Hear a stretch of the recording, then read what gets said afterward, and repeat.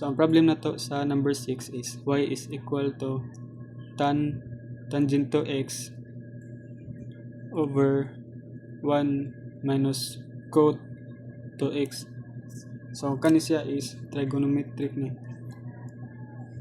So ang atong gamiton diri nga formula is quotient rule.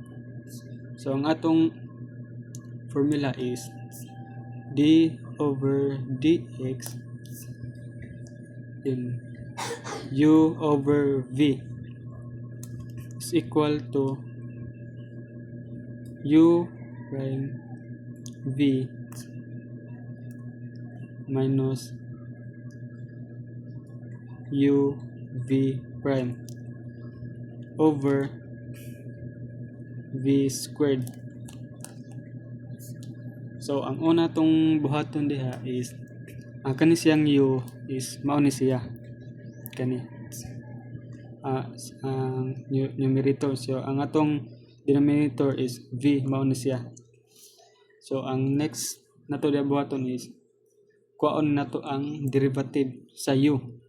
So mo ni ang tan to x. So ang derivative sa u kay tan to x is ang derivative ana kay u prime is equal to 2 secant raised to 2 into x. Then ang sunod natong ang second step na to is kuha na po dato ang derivative sa v. So mo ni 1 minus cot to x. So ang v is 1 minus cot to x.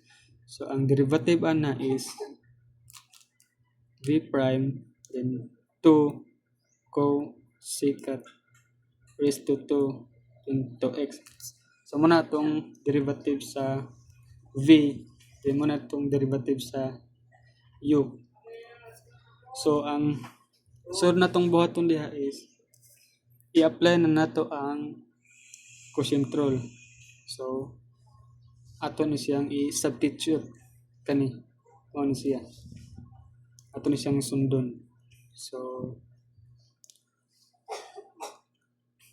y prime is equal to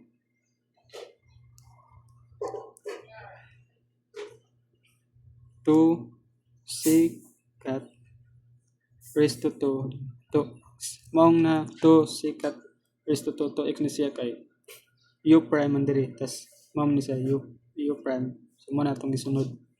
Then ang sunod diri kay v. So mo na itong sundugon 1 then 1 minus cot to x. Then sin minus then sunod kay u. So mo ni tangent to x. So copy tangent to x. Then next ana is v prime. So mo ni siya 2 cosecant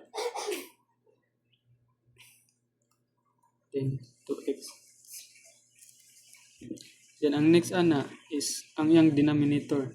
So v squared. So ang v is kani. So may mo nang 1 minus cot to x. So anong na may to? Kay na may to diri ang formula. Nagsunod man ta. So pwede na ni siya ang final answer sa number 6.